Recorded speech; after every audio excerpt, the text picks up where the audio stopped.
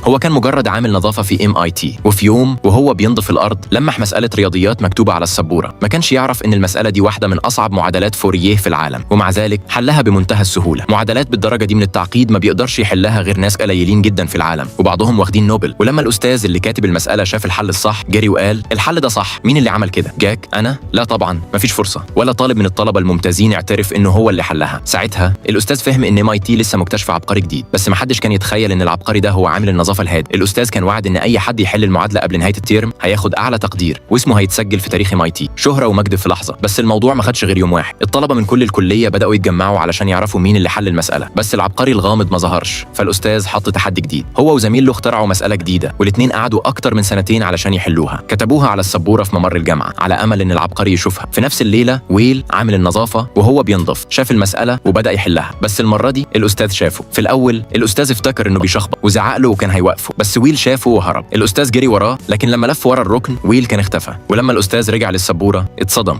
الحل كان صح، ويل حلها فعلا، كان شبه معجزة.